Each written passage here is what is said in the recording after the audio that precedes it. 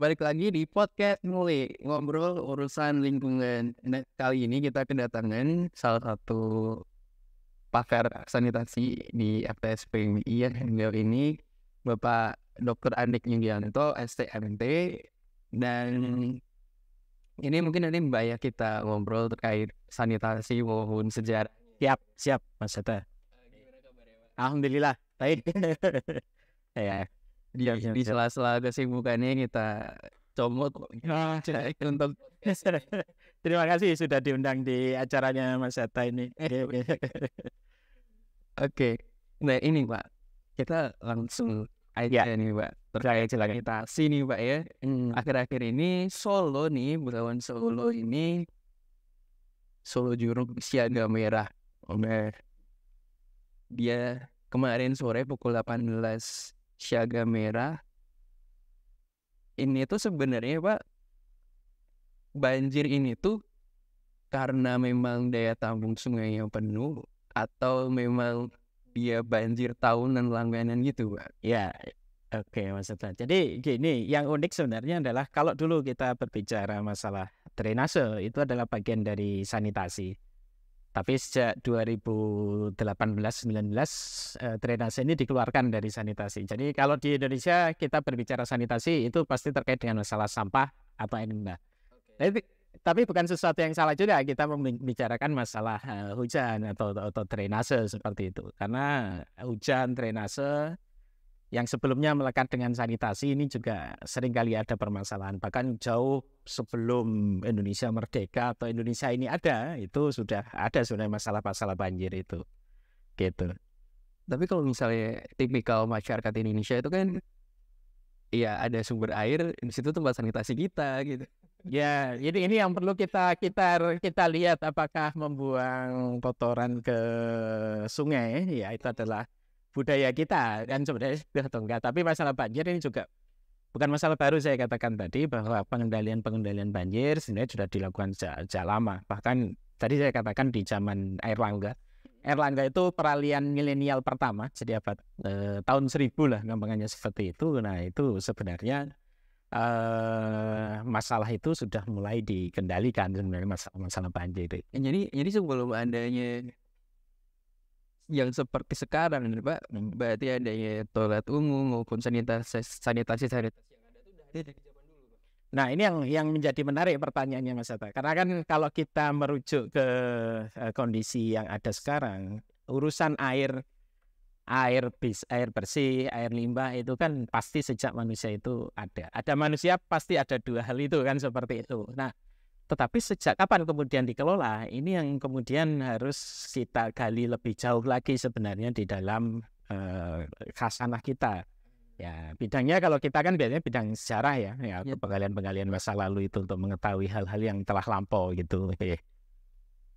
Berarti bisa dibilang sudah ada tuh teknologi zaman dulu, mungkin dari pengendalian, pengelolaan gitu kan, untuk di sanitasi sendiri. Nah itu gimana sih Mbak caranya untuk tahu itu zaman dulu tuh udah ada? Ya, sekarang kan begini, kalau jelas tulisannya kan kita sangat sulit sekali ya, karena keterbatasan berbagai hal yang kita ketahui melalui tulisan itu.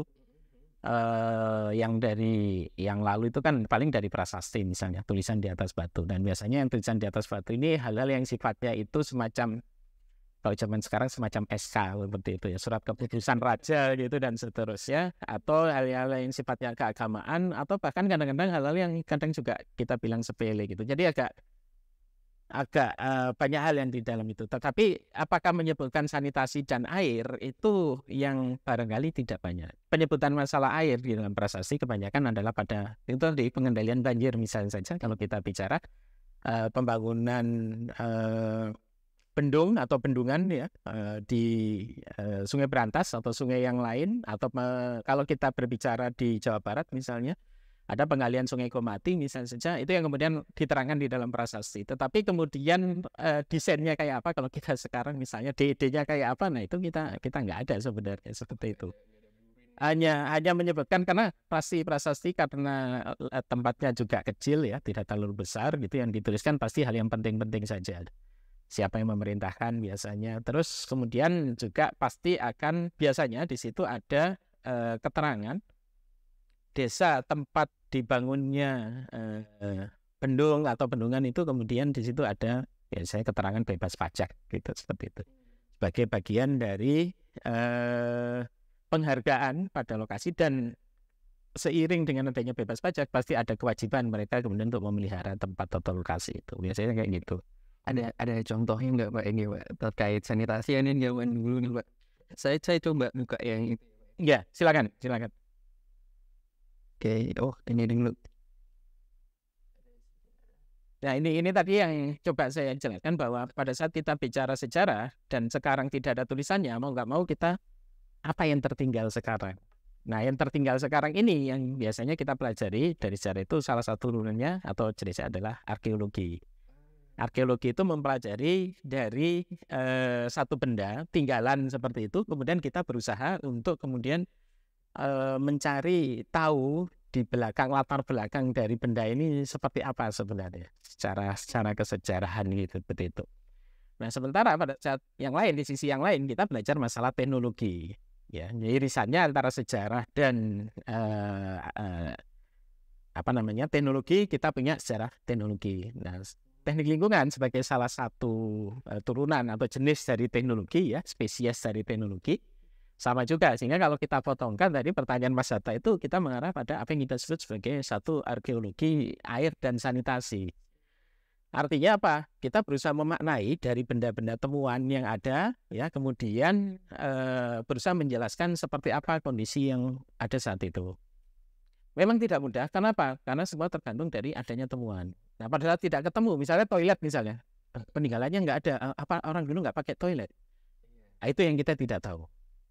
Karena begini, biasanya candi misalnya, candi tidak ada atapnya. Ada beberapa candi tidak ada atapnya. Misalnya yang di UII, Candi Vingkulan, itu nggak ada atapnya. Pertanyaannya, apakah dulu memang tidak pakai atap? Nah, tidak ada yang tahu, karena itu benda organik, dia akan hancur seiring. Nah, kebanyakan juga limbah manusia domestik itu sifatnya organik, sehingga dia mudah hancur. Lain misalnya saja ada sampah dapur, misalnya sampah dapur atau Geokermodinger misalnya saja. Nah, itu bukti orang ada di situ. Kenapa? Kulit kerangnya nggak hancur, jadi orang tahu, oh di situ ada sisa sampah dapur misalnya. Yang kita hubungkan dengan pola konsumsi dan pola juga pembuangan sampah orang pada masa itu, sebenarnya seperti itu. Jadi nggak ada itu bukan berarti terus memang sama sekali tidak ada, tapi barangkali memang buktinya sudah tidak ada atau memang belum diketemukan. Kira-kira seperti itu. Nah, jadi interaksinya itu sebenarnya juga itu banyak ya. Artinya kalau kita bicara sejarah sendiri, sejarah pasti harus ada yang dibicarakan, ya. Karena sejarah itu kan ya bisa peristiwa, bisa cerita, bisa juga ilmu. Nah, tapi kalau sejarah itu terus nggak ada subjeknya, nggak ada yang diceritakan, akhirnya ya nggak punya apa-apa kan gitu. Nah, di sini kita berbicara masalah sejarah, kemudian dikaitkan dengan masalah teknologi. Jadi bukunya dari Rudolf ini misalnya saja, dia menceritakan masalah bagaimana kemudian kaitan teknologi dengan kebangkitan nasionalisme di Indonesia misalnya saja. Satu hal yang barangkali tidak pernah terbayangkan bagaimana keterkaitannya atau relevansinya. Tetapi banyak hal yang menarik sebenarnya, bagaimana kemudian si Rudolf ini mencoba untuk kemudian similarkan gitulah ya, karena perjalanan dari perkembangan teknologi di Indonesia dengan kebangkitan nasionalisme sebenarnya. Yang kadang-kadang tentunya ya dia ceritakan dalam beberapa bab, ya cerita tentang jalan raya, tentang kereta api, tentang kemudian jamban, sanitasi yang di buku ini barangkali salah satu yang dijelaskan jelas masalah itu. Tadi terkait ini Pak, ada yang sampah dapur dan material yang ditemukan yang terdegradasi itu sebenarnya apakah bisa menggambarkan itu Pak dari teknologi si peradaban itu sendiri, maksudnya kemajuannya peradaban itu, atau mungkin ini menarik banget tuh misalnya di zaman tertentu gitu sudah punya pipa gitu kan ya, itu betul. Jadi kan misalnya di di yang Romawi misalnya, kita punya di tinggalan Romawi misalnya. Nah, ini buku dari dari Olga ini misalnya. dia menceritakan masalah the archaeology of sanitation in Roman Italy. Karena kebanyakan ininya arti peninggalannya ada. Peninggalannya ada, kemudian coba dipelajari bagaimana sebenarnya keberadaan toilet di masa Romawi itu, bagaimana cara mereka mengelolanya, ya, kemudian juga penyediaan airnya, karena toilet ya seperti ini dia akan membutuhkan air yang cukup banyak misalnya saja. Jadi dari tinggalan yang ada dicoba kemudian untuk menjelaskan sistem yang ada itu seperti apa. Kan bahkan mungkin ditarik ke masa sekarang ya, kenapa perilaku atau toilet model yang Eropa itu kayak gini. Nah, itu sebenarnya bisa dihubungkan dengan kondisi saat di Romawi. Atau mencoba untuk menghubungkan kejadian penyakit di di masa yang lalu misalnya. Ini dari Peirce misalnya. Hubungan antara sanitasi, kemudian WC, latrine ya. Kemudian ada penyakit parasit yang ada di sistem penyeraan misalnya saja. Jadi banyak hal sebenarnya yang kemudian bisa kita pelajari terkait dengan hubungan antara kondisi yang ada dahulu kemudian dengan hal-hal yang barangkali bisa menjadi pencerahan untuk kita sekarang sebenarnya menjadi seperti itu. Ini gimana nih cara? Enggak, maksudnya orang-orang zaman dulu udah bisa membuat sistem toilet komunal ini dari batu, Pak. Ya, lagi kembali berarti kita kan bicara masalah teknologi sebenarnya. Kita bicara masalah alat kan ya, alat pemotong misalnya saja, pemotong untuk batu misalnya saja. Mereka menggunakan apa saat itu? Jangan-jangan teknologi ini misalnya ya sekarang nggak ada, sudah tidak ada. Karena apa? Ya karena sudah ada tidak ada yang memakai lagi. Teknologi itu akan habis pada saat kemudian tidak ada yang menggunakan. Gampangnya kan menjadi seperti itu. Yeah. Nah, mungkin dia akan muncul lagi pada saat ada kebutuhan untuk menggunakan. Ya, jadi pada saat kemudian ada kebutuhan, dia kemungkinan akan muncul lagi entah dalam bentuk yang baru atau dengan model yang lama yang kita pelajari dari proses-proses yang ada di masa yang lalu. Nah, ya. Makanya, tapi kan masalahnya di Indonesia kan tidak ada yang model toilet seperti ini misalnya. Nah, pertanyaannya apakah di Indonesia tidak ada toilet? Akhirnya kan jadi seperti itu. Nah, itu tadi di awal saya sampaikan. Nah, di Jublo. Nah, model Jublo itu akhirnya seperti apa? Tinggalan di mana itu? Di daerah Trowulan misalnya ada yang disebut dengan jumbleng. Jumbleng itu ya semacam jubluk, tapi kemudian ada penguat untuk ring. Kalau sekarang sih pakai ring beton ya, tapi kalau dulu kan ini terbuat dari gerabah seperti itu, dari bata yang dibakar kemudian dibentuk bulat-bulat seperti itu, disusun gitu. Nah, tapi untuk karya sebagai jumbleng. Nah, cuma penelitian tentang ini juga belum terlalu intensif, hanya ada ini jumbleng atau ini jopong. Kalau jopong itu sumur misalnya saja yang diberikan casing gitulah ya, model casing dari gerabah seperti itu.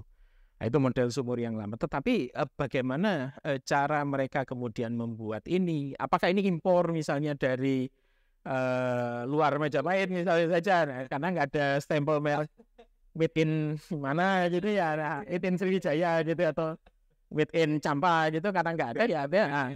Bisa jadi ini bikinan dari lokal, tapi lokal akhirnya apakah kemudian ada standarisasi, karena kan pipa dan itu kan kalau nggak standar dia nggak bisa bisa disambung misalnya. Nah, ini juga banyak hal sebenarnya, banyak hal yang bisa digali misalnya mengenai hal-hal yang seperti itu. Jadi ini menjadi sangat menarik sebenarnya. Mungkin dari Indonesia sendiri itu kebanyakan kan materialnya kita pakai kan bambu. Bisa jadi. Sudahnya mungkin nggak mungkin 10-15 tahun udah. Iya, nggak sampai 10-15. Kalau dia di dalam kondisi yang barangkali 3 tahun, 4 tahun, 5 tahun itu sudah hilang kan seperti itu. Nah, ini yang kemudian jadi pertanyaan, karena ini juga tidak banyak diceritakan mengenai histori ini. Padahal kalau kita lihat Indonesia banyak sekali pusat-pusat perkotaan misalnya sejak zaman dahulu. Nah, ini juga jadi menarik sebenarnya gitu. Bisa loh ada perkembangan untuk sanitasi Indonesia gitu, mungkin dari awal terbentuknya sampai sekarang pakai Toto ya.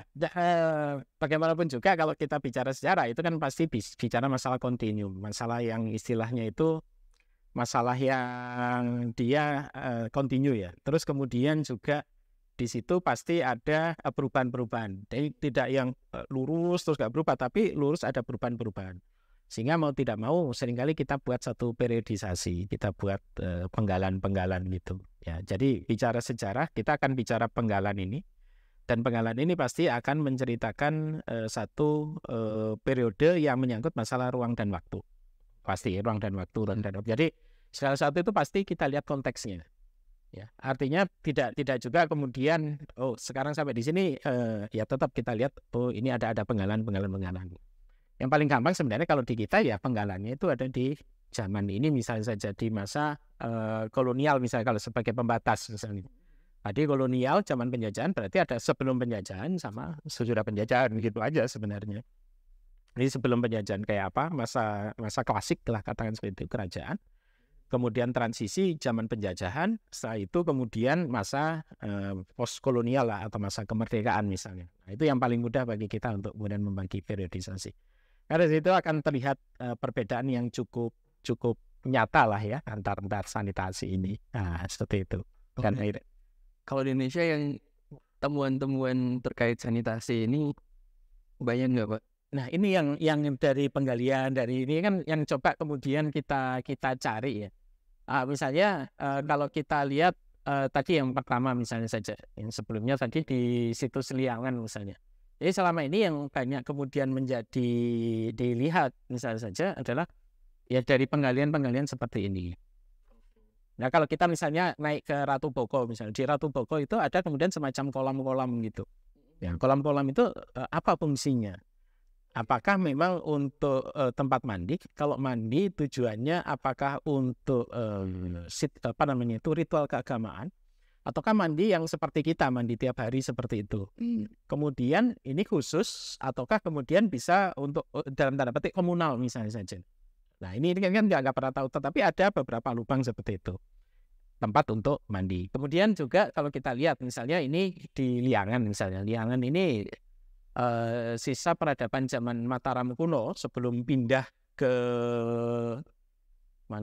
Jawa Timur ya. Kemudian ada Gunung Sindoro dan kebetulan dia tertimbun oleh abu dari Gunung Sindoro misalnya sampai sekian meter.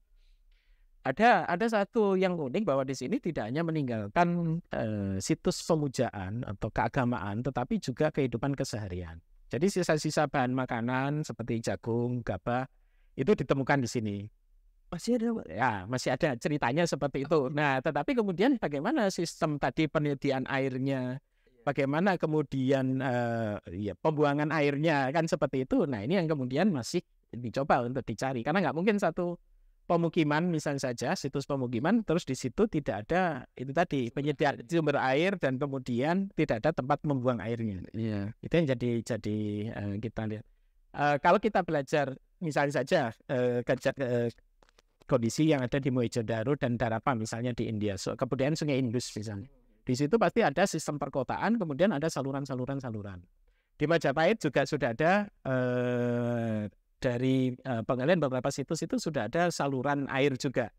Nah, tapi kemudian apakah ini saluran air untuk penyediaan air minum ataukah tadi yang di awal misalnya saja untuk pembuangan air hujan misalnya saja. Nah, ini juga yang masih harus banyak kita pelajari lagi. Jadi kita memberikan satu sisi yang kalau orang belajar teknik lingkungan aja mungkin ada yang wah susah kan gitu, ada hitung-hitungan dan terusnya. Bagi yang hobi sejarah barangkali bisa saja kemudian kita kaitkan saja misalnya dengan sejarah sambil jalan-jalan ngambil baca di mana ya. Itu pertanyaan pasti kalau kita ke satu tempat ya airnya dari mana atau di mana atau dari airnya di mana kan sederhana aja sebenarnya seperti itu. Kalau saya itu biasanya kalau jalan-jalan ya Pak ya di daerah ini Ambarawa, salah itu kan ada waduk ya. Orang-orang sekitar sana tuh rawa pening, daerah pening. Kan toiletnya tuh kayaknya selevel air tanah. Nyambung airnya ya sih gitu. Gimana gitu. Nah, ya lagi-lagi kan kebudayaan dulu pasti orang tidak sebanyak sekarang, itu yang pasti. Terus yang kedua juga tingkat kesakralan air ya, ini juga perlu kita perhatikan. Karena air itu dulu juga dimanfaatkan untuk irigasi, selain kemudian pasti untuk aktivitas sehari-hari. Nah, apakah nenek moyangku MCK-nya di sungai misalnya dan sebagainya, apakah seperti itu? Ya kita nggak tahu juga karena kan lagi-lagi kita terbatas pada apa yang tertinggal sekarang. Masalahnya tulisan juga minim misalnya saja ya. Tadi yang misalnya kita lihat kalau zaman klasik misalnya kita minim tulisan, referensinya minim. Mungkin nggak ada, mungkin ada di tempat yang lain gitu, atau ada sekarang tapi kita nggak baca misalnya. Kan gitu bisa jadi kan seperti itu. Ini yang perlu kemudian kita gali lagi. Ada nggak cerita-cerita harus seperti apa sih misalnya? Walaupun juga pasti ya yang namanya desain zaman dulu tidak kemudian dalam bentuk standar teknis pembangunan toilet di Kerajaan Majapahit misalnya.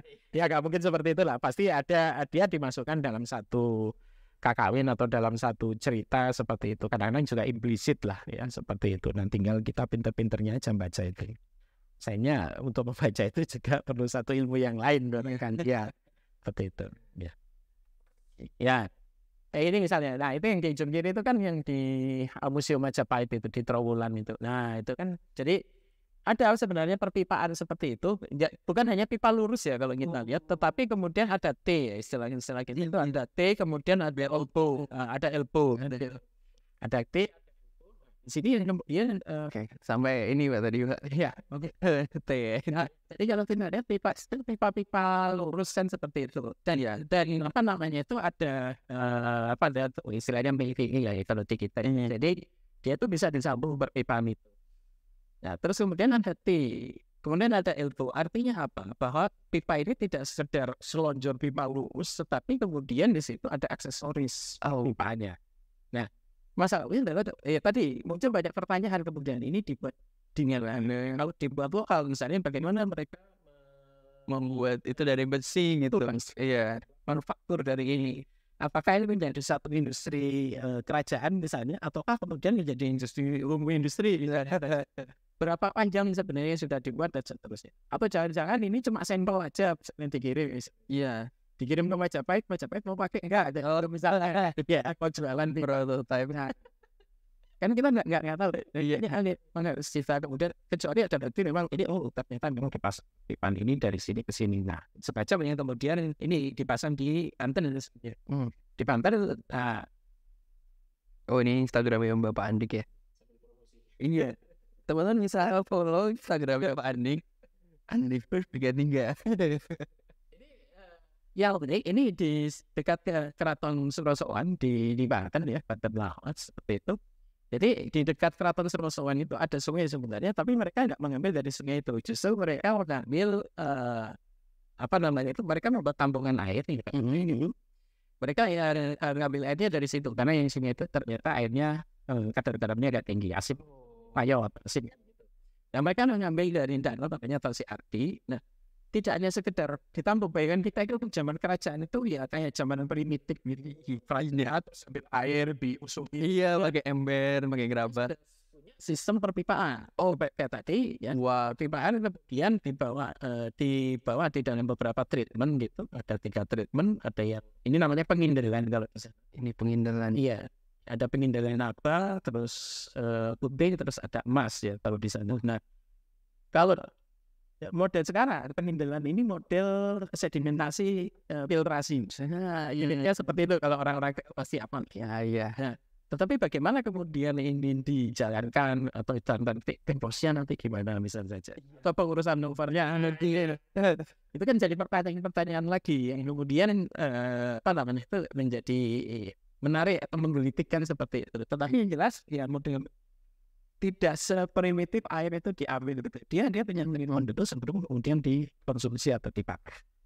Belum nanti di Surosoannya sendiri kalau orang ke sana ada sistem distribusi airnya. Jadi mereka pakai situ walaupun sistem distribusinya masih model hidrolik ya. Itu air itu kemudian dibagi ke sana, ini untuk mandi, ini untuk konsumsi dan seterusnya. Jadi seperti itu.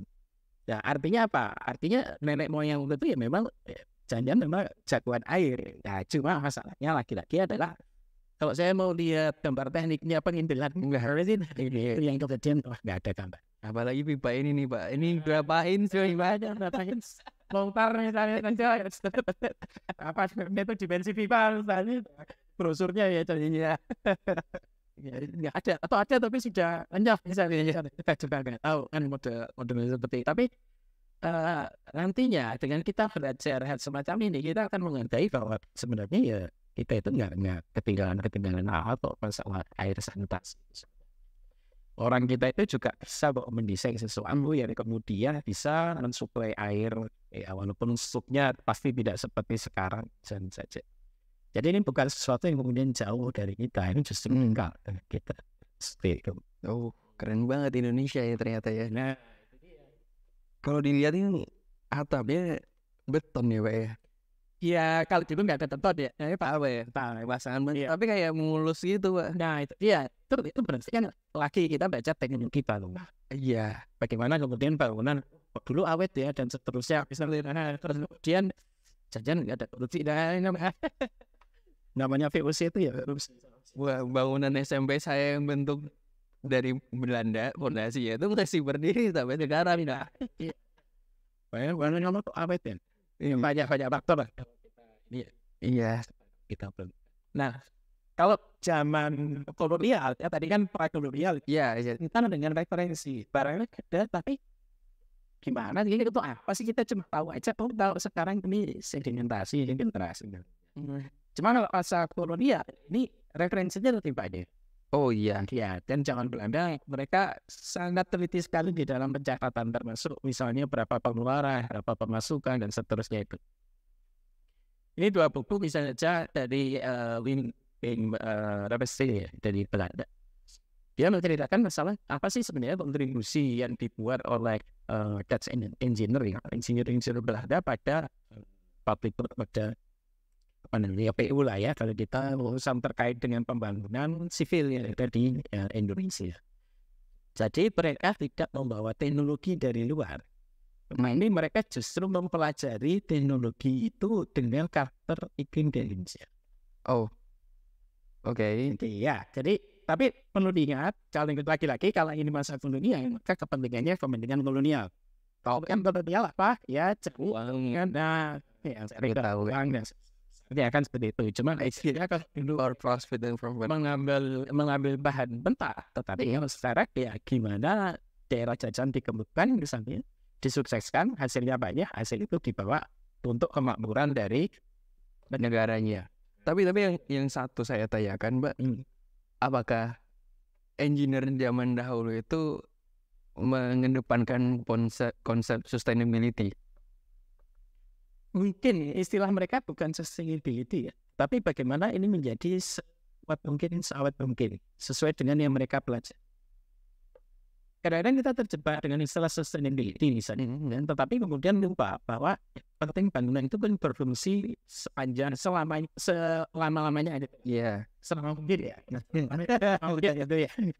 Bangunan itu ada dibangun dengan standar yang sudah mereka pelajari, karena misalnya begini, mereka mencoba membangun bendung di Kali Sampean di situ Bondo. Oke, pembangunannya itu ternyata salah 10 tahun setelah perang di Ponorogo berakhir. Mereka mulai mencoba untuk membangun di sana dengan teknologi yang ada di Belanda. Di Belanda waktu itu atau di Eropa ya cukup dengan tumpukan dari kayu, material yang ada kan kayu dan seterusnya. Mereka rasa cukup.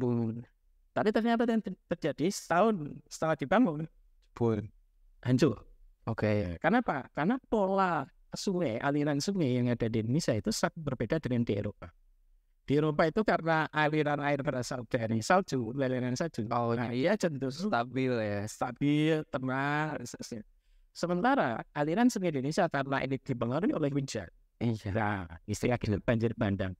Sekali waktu banjir bandang itu nggak hanya sekarang ya. Dulu pun sudah ada banjir bandang. Ada banjir besar yang kemudian dia membawa waktu, membawa kayu hancur saja dan sebagainya. Jadi mereka keluar investasi besar sekali untuk mempelajari bagaimana karakteristik air di Kali Sampean ini. Kalau ceritanya ini Kali Sampean. Mereka belajar kemudian hidrologi. Nah, sekarang kita belajar hidrologi itu kan banyak rumus-rumus yang Panbrinya harus kemudian siapa lagi itu Melchior misalnya, rumus-rumus yang dari Belanda ya, karena mereka belajar dari karakteristik iklim saat itu yang ada di. Jadi agak terbalik, bukan mereka membawa ilmunya dari Belanda, mereka justru mencari ilmu di Indonesia. observasinya di sini. Betul sekali. Nah, dengan mereka belajar di sini, ya beberapa nanti misalnya ada alat-alat ukur itu kalau di apa namanya di sungai itu, walaupun sekarang sudah banyak yang elektronik dan ini yang mungkin beberapa juga masih tinggalan Belanda, yaitu mereka pelajari dari sini. Gitu. Jadi pada saat mereka diusir dari Indonesia, mereka membawa ilmu.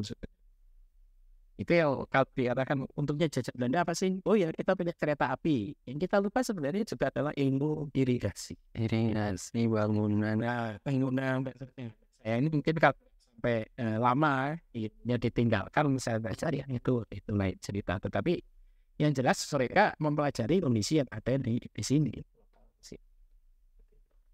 Kalau misal bangunan Belanda ini Pak, ini buku ini jelasin nggak Pak kalau misal yang bangun ini dari warga lokal atau dari Belandanya sendiri? Ya karena kepentingan Belanda pasti dari ininya ya istilah Tukangnya lah Pak ya. Bukan, perencana pasti dari Belanda. Perencana dari Belanda. Terus kan istilah tukang Jawa itu kaget.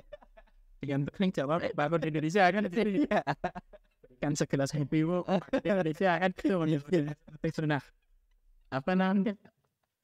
Kalau tukangnya ya tukang lokal yang mereka ada pengawas mandor. Oh ada mandor ya. Mandor Belanda. Jamin bahwa pembangunan itu sesuai dengan desain, sesuai dengan rencana itu. Nah kemudian ya semakin kesini kan orang Belanda semakin berkurang diganti dengan tenaga lokal yang lebih. Nah ini khusus menceritakan masalah irigasi buku yang kedua. Karena irigasi yang kita punyai itu model zaman kerajaan itu ya mungkin bisa mencegah banjir, tetapi mungkin tidak banyak bermanfaat pada saat kemudian pertaniannya pertanian ekstensi, pertanian yang kemudian membutuhkan banyak. Di sini kan pasti kemudian perlu sistem pengaliran air yang bagus, jadi seperti itu. Tetapi juga apakah kemudian menjadi sukses? Ya, saya nggak bisa, tidak bisa dikatakan sukses 100%. Misalnya bagaimana pembangunan Jakarta yang sebelumnya direncanakannya di Amsterdam dengan kanal-kanal akhirnya toh juga tidak berhasil. Banjarmasin itu justru kemudian sekarang jadi kota yang bukan kota air ya istilahnya masih ada sih yang tepi sungai, tetapi dulu kan rencana Banjarmasin itu dibuat model kanal-kanal gitu, jadi tidak pakai jalan air. Itu salah satu pada saat kita mempelajari tata kota ya. Kota ini menjadi seperti apa sih? Tidak terlalu mengandalkan jalan. Jadi dulu kalau sekarang macet wisata gitu ya. Iya. Mungkin aja kalau sistem air ini sukses ya macet nggak pernah. Oh iya. Itu sampai tahun 49 masih ada itu rencananya. Jadi bagaimana antar waktu itu kemudian Koneksikan. Biji belum stay juga window lah ya. Itu turunan Belanda gitu. Dia membuat itu Profesor belum stay. Tapi kalau bicara tentang irigasi ya Pak ya, tadi sempat Jakarta tuh Pak, kan mungkin ini bukan politik ya Pak ya. Enggak, ada beberapa untuk bilang kalau merevitalisasi sungai itu lebih solutif daripada mengembangkan sungai yang dengan misalnya kita tingkatkan kapasitasnya atau dengan kasih pori-pori sumur biopori di dalamnya gitu. Kalau misalnya terkait sanitasi dan drainase gitu Pak, itu tuh yang penting itu apakah benar airnya hilang atau memang sustainability-nya juga perlu dipikirkan untuk long term. Ya. Balik lagi akhirnya kan kita kalau seperti itu kan nggak ada niat zaman ya, artinya tekanan penduduk semakin tinggi. Jadi karena kan pertumbuhan penduduk tinggi, penduduk tinggi itu nggak masalah, asal bisa termanage, istilahnya itu bisa diatur. Pertambahan penduduk rendah kalau nggak bisa diatur, ya sama saja sebetulnya. Jadi nggak masalah pertumbuhan penduduk tinggi atau rendah, tapi bagaimana kita manajemen dari pertumbuhan penduduk ini. Manajemen itu maksudnya gimana? Orang hidup dia butuh ruang untuk tinggal. Walaupun katanya sekarang ruangnya ruang maya kan seperti itu kan, yang sifatnya itu tidak nyata, tapi tetap aja badan ini perlu satu tempat. Nah, pengaturan tempat di sini yang pertama jelas dia perlu rumahan seperti itu, perumahan, walaupun tentunya bisa apartemen dan seterusnya. Pertumbuhan penduduk perlu tempat, nah tempat ini dia juga perlu kelengkapan utilitas. Ya utilitas apa? Ya Sekarang orang nggak bisa tanpa listrik. Listrik yang berpikir. Sekarang lebih pilih mana? Hidup tanpa listrik atau tanpa air? Tanpa listrik, Pak. Hidup tanpa listrik atau tanpa air? Listrik. Gak ada listrik kita bisa hidup, Pak. Cuman gak ada air gak bisa. Nah, orang nggak bisa hidup kalau nggak ada air. Iya. Tapi listrik nggak ada masalah. Kan gitu kan ya. Artinya, nggak ada listrik ya. Orang masih bisa hidup selama ada kebutuhan yang sifatnya itu primer. Walaupun sekarang namanya ini dianggap juga primer ya. Tapi ya, pilih DC atau internet misalnya. Dari kamar misalnya ada fasilitas pos misalnya sedia wifi tapi nggak ada WC-nya. Ada WC-nya tapi wifi-nya nggak ada. Susah juga. Kalau misalnya ada komunalnya yang di luar sih nggak masalah sih, Pak. Nah, saya tetap milih dia kebutuhan dasar ini nggak boleh dilampaui. Kita punya yang namanya itu piramida kebutuhan. Ada kebutuhan yang sifatnya fisiologis. Dan fisiologis ini harus terpenuhi. Hukumnya harus itu apa? Ya, makan, minum, buang air itu harus ada. Dan itu nggak akan terlampaui dengan kebutuhan yang lain. Ya.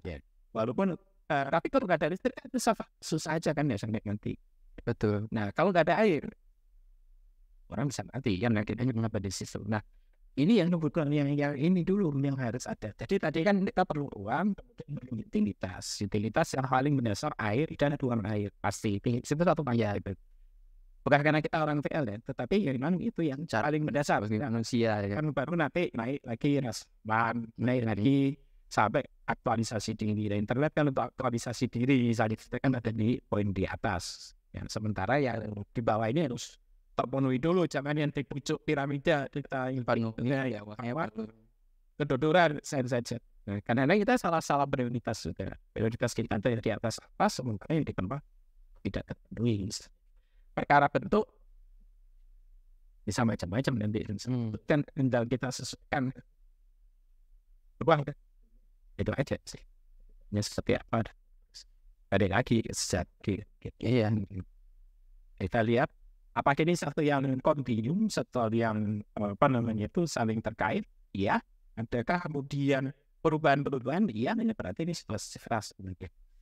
Kemudian di mana ini dipakai, di mana ini dangerous? Ya, ini periodisasi akhirnya kan seperti itu. Dan bukan berarti yang dulu pernah dipakai nggak boleh dipakai lagi, bukan. Justru jangan kita punya inspirasi dari dulu ternyata dulu seperti ini tetapi tetap konteksnya harus kita sesuaikan. Nggak bisa kita jiplak misalnya ide masalah sekarang itu adalah penampungan air besar ya dekat musim Trawulan. Bahkan gitu bangun sekarang sebanyak-banyaknya di Indonesia misalnya saja. Nanti dulu sekarang ini fungsinya apa? Terus juga itu dia efektif nggak di masa saat ini di mana lahan itu menjadi sulit.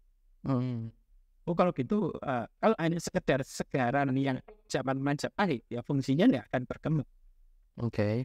Kalau kita kemudian model embung saja, embung itu ya mirip segaran, tetapi kemudian fungsinya kan tidak hanya fungsi tampungan air, ada fungsi minimal. Kayak di WI misalnya ada embung gitu, kalau dibikin model segaran, ya mati dalam artian dia hanya fungsi saja. Iya betul. Nah itu adanya kemudian kita memperluas fungsi dengan purpose ya. Sudah ada. Kalau kata orang Romawi kan tidak ada yang baru di bawah sinar matahari kan seperti itu. Bahwa sebenarnya ide-ide itu juga sudah pernah ada, tinggal kita menyesuaikan aja.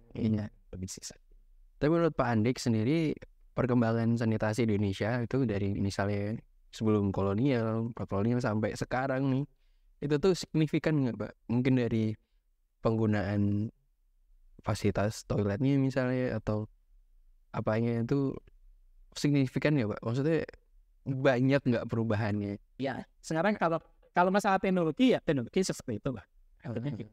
Yang paling dasar misalnya di air limbah adalah masalah buang air besar sembarangan. Nah itu masih banyak. Kalau Indonesia belum bebas dari BPS itu masih sama dengan Majapahit. Gampangnya gitu aja. Saya nggak bicara masalah dia pakai toto atau dia pakai soalnya berak atau yang lain. Bukan masalah misalnya do cowok atau kamu bukan masalah itu, tetapi orang ini bebas APS. Kalau sudah bebas APS ya berarti kita sudah melampaui mas. Sederhananya itu aja. Ini sebenarnya awareness untuk punya MBABS ini udah banyak di masyarakat ya, Pak? Menurut pandangan Pak Andi? Ya pastilah, pasti ada usaha seperti itu ya. Tapi kan kadang-kadang ya tertutupi ya. Misal saya ada di masyarakat itu tertutupi dengan hal yang kadang-kadang itu nggak terlalu penting. Ya silakan ikutnya nggak terlalu penting itu. Nah kita orang sanitasi ya adalah yaitu satu adalah masalah PAPS, yang kedua kalau di air ya masalah air yang layak sebenarnya layak dan nanti aman. Itu kan target SDG itu kurang berapa tahun lagi? Oh ya, 30 ya. Nah itu 30 misalnya 7 tahun lagi. 7 tahun lagi bisa nggak ini bebas buang air exhaust? Zaman Majapahit soalnya ada BPS, apalagi zaman sebelumnya ya. Zaman kolonial ya, masa ya zaman post kolonial masih BPS? Itu bukan satu ya, lagi-lagi agak beda mungkin karena orang IT melihatnya kita sudah bisa pakai ini itu dan seterusnya. Orang sanitasi yang kita pilihan melihat terbebas VPS dulu, kalau lu melihat kita masih. Jadi Majapahit, Jakarta, Majapahit, kolonial, kolonial, milenium dan seterusnya itu hanya penambahan aja. Kita tetap aja, ya. Ini berbarang, airnya nggak layak diminum. Itu sebenarnya spare kita. Kalau saya pribadi lihat ya sih Pak, sebenarnya lebih penting adanya infrastrukturnya, teknologinya di tempat tersebut, misalnya apa adanya awareness dari masyarakatnya, atau memang dua-duanya harus berkesinambungan gitu. Ya yang mana kedua itu aja. Yang mana dulu? Yang mana dulu? Apakah awareness kemudian teknologi atau awareness itu silakan aja ya, kita nggak bisa juga kemudian yang penting teknologi, tapi awarenessnya kedodoran atau awareness fasilitasnya sudah aware tapi kita teknologinya nggak siap misalnya. Iya. Ya sama aja kedodoran juga. Yang mana yang bisa dulu aja deh. Oh gitu ya. Karena pasti salah satu diharapkan nanti bisa kemudian yang memutus rantai. Kan rantainya putus dulu. Yes. Bukan siapa yang dulu kan. Nggak usah sih gitu. Misalnya kita punya 5-10 prioritas. Terserah yang mana dulu. Asal bisa aplikasi. Iya, yang jalan dulu yang mana lah ya. Dan nanti ya itu terus artinya itu terulang. Jauh Dulu buang air besar sembarangan, tapi masih buang air besar sembarangan ya kan. Ya kita nggak bergerak dari bukan sejarah itu namanya. Continue dan kemudian namanya kemudian juga sinkronis. Kalau sama aja ya sinkron. Zaman sekarang sinkron dengan zaman Majapahit kan gitu. Apanya ya buang air besar sembarangan. Ya airnya juga masih air dari sungai misalnya masih artinya atau orang mungkin akan bertanya ngapain susah-susah zaman Majapahit itu sekarang masih ada itu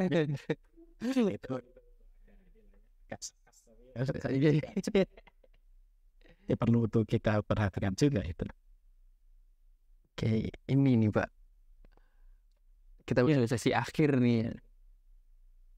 Jadi variasi ada sekarang ini sebenarnya adalah kita itu nggak bisa jalan sendiri. Dan tadi kita bicara sejarah misalnya kita pasti bukannya nggak bisa misalnya, tapi pasti effort kita akan habis. Iya. Apa namanya itu tenaga kita akan habis. Kita kan bukan Superman. Ya kita ada sedikit ilmu tentang teknik itu. Orang lain punya ilmu tentang sosiologi. Orang lain punya ilmu tentang psikologi.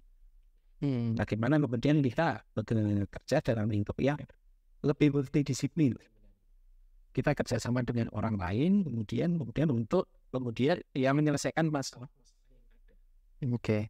Jadi kalau dulu kan dia belajar masalah air minum, air limbah, sampah. Tapi ternyata sekarang orang yang belajar sampah pun juga harus bisa belajar masalah air.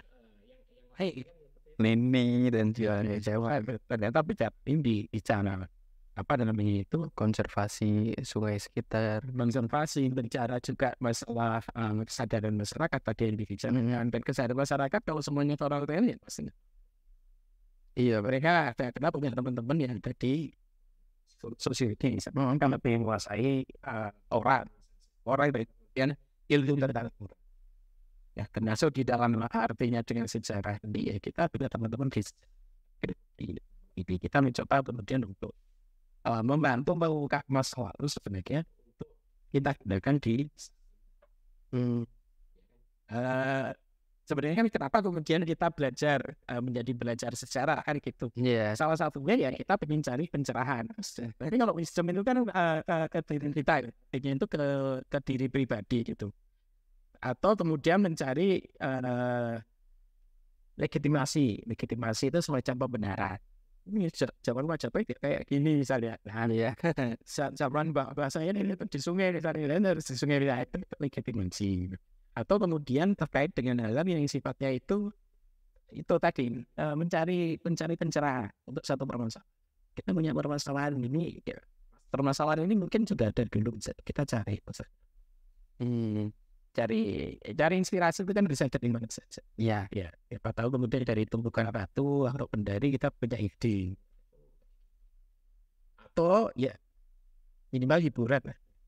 Kalau hiburan itu ya aja. Oke.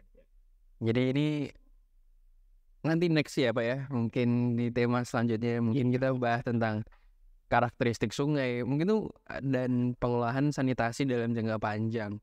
Kalau dilihat tadi kan beberapa teknologi masih kita implementasi dari Belanda gitu. Mungkin ada teori-teori baru tentang Indonesia zaman now gitu. Mungkin bisa diulik lagi di sesi selanjutnya. Juga nanti arkeologi air dan sanitasi selanjutnya gitu. Nanti kita bahas. Dan kita masih terkait ini ya Pak ya. User interface kayaknya user interface dari sanitasi ya, belum sampai dalam pengolahan, sampai ya teknologi dalamnya kan. Tadi walaupun kita sedang iya udah sebelum tadi misalnya ya modelnya kayak gitu. User interface-nya ya coba yang seperti apa. Baik teman-teman semua, terima kasih banyak atas waktunya Pak Andik. Semoga bisa ketemu lagi Pak. Insya Allah ini banyak banget yang bakal kita bahas. Mungkin nanti ada isu-isu terbaru tentang lingkungan ataupun ada kebijakan sanitasi yang lain mungkin kita bahas. Ya. Oke. Insya Allah masih beserta. Oke. Iya. Baik teman-teman, terima kasih banyak. Assalamualaikum warahmatullahi wabarakatuh.